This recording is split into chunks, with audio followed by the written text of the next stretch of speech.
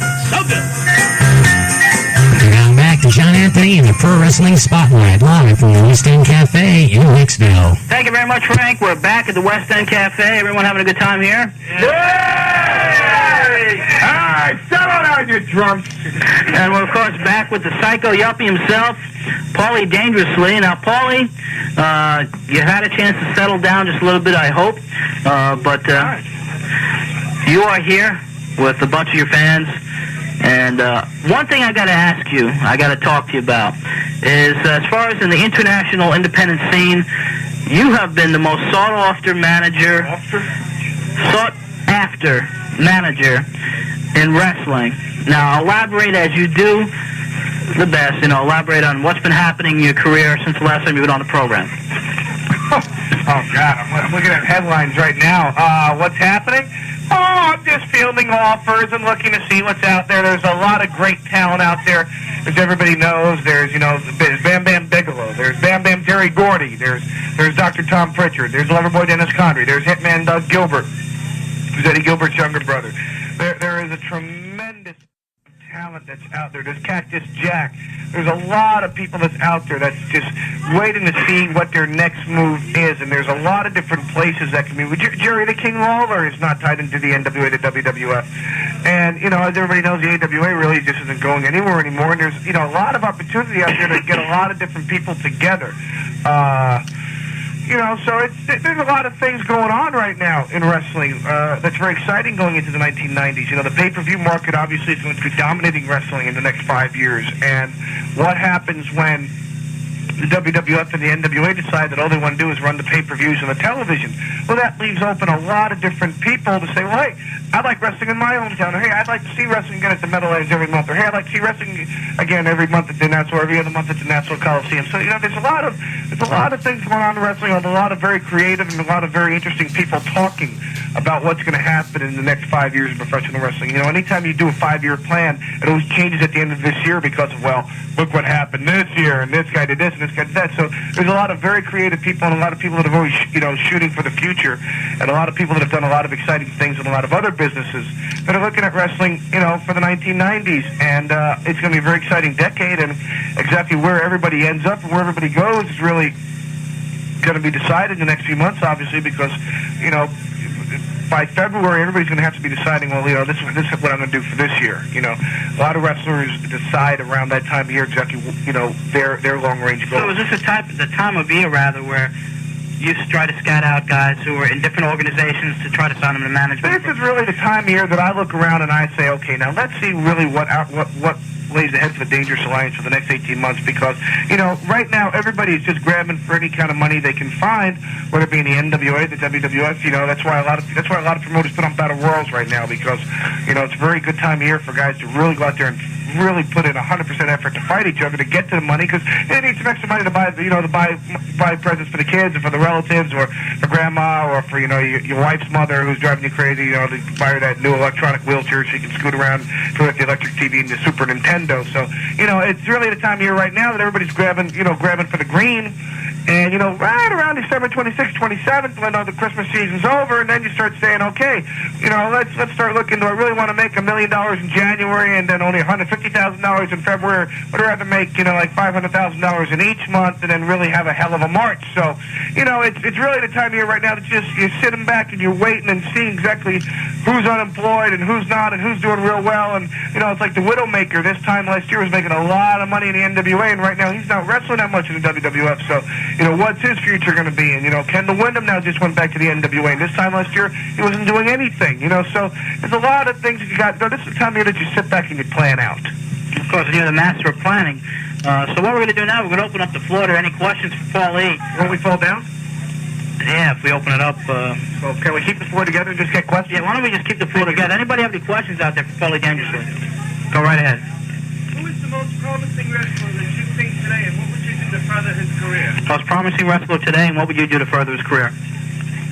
Who is the most promising wrestler today, and what would I do to further his career? You mean the wrestler of the future, or see? It's really to be more direct with the question, you mean who do I see right now that could be a world heavyweight champion in 5 years, or who do I see right now that is, undeveloped talent that I could develop and take a long way? An undeveloped talent right now. Okay, well, a guy that I think is definitely a world champion for the future is like the Ultimate Warrior or Sid Vicious. And with the right guidance, either one of them is going to be world heavyweight champions. Who do I see as a guy that has not really been discovered yet and can be world champion material?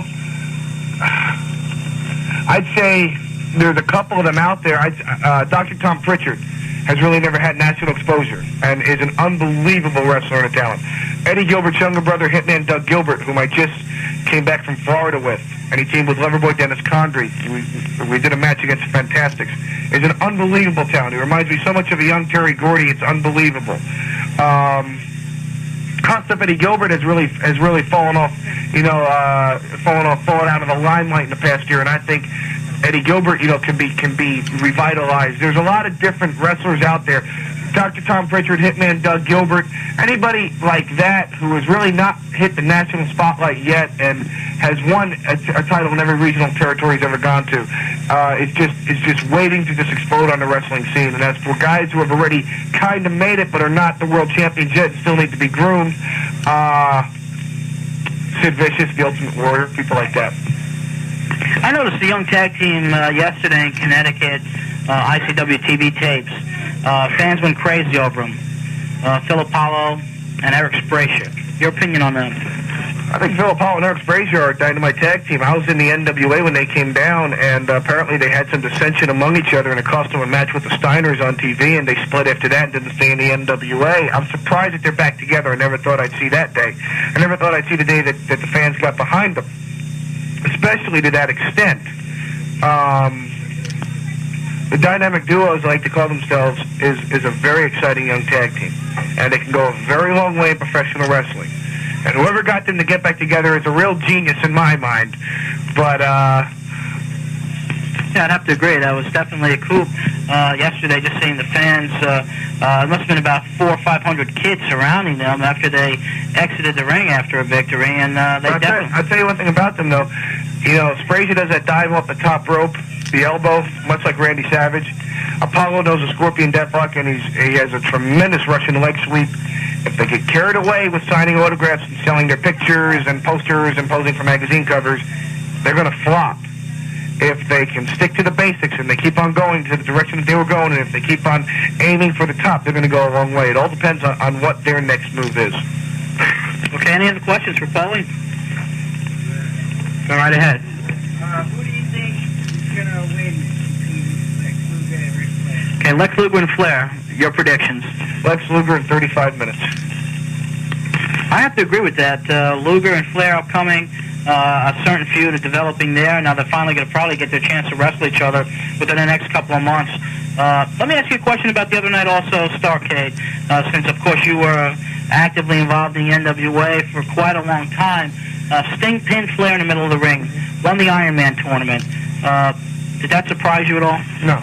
Sting is one of the wrestlers of the future and will probably be a world heavyweight champion in the 1990s. But what Sting has to realize is that he is still has a lot to learn, has a long way to go. And anybody that saw Lex Luger wrestle last year at this time and sees him wrestle now knows that Lex Luger is the next heavyweight champion of the world. And let me say this, I'm not taking anything away from Nature Boy Ric Flair. Ric Flair is the greatest heavyweight champion in the history of professional wrestling. But at the time, so was Buddy Rogers, and wrestling survived without him. At the time, so was Jack Briscoe, and wrestling survived without him. At the time, the Funk Brothers were the greatest of all time, and wrestling survived without them to a point until Terry came back. They said wrestling would never do well without Lou Thesz, and it did. Bruno Sammartino. When Bruno Sammartino retired in 1981, I said to George Napolitano and Bill Apter, who were sitting next to me in the Meadowlands, I said, Madison Square Garden will never sell out again.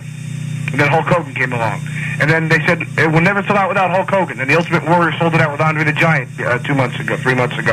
So, wrestling's going to survive. And Ric Flair has been the greatest heavyweight champion of all time. And Lex Luger may never be the champion that Flair is, but it's time to pass the torch. And Luger is ready, and he's primed, and he's able to take the belt from Flair, and he's going to do it. He's going to do it on February 25th whenever they have their match. He's going to do it, and he's going to do it in under an hour because Lex Luger is on such a roll right now. There's nobody, not even Sting, is going to be able to stop the total package.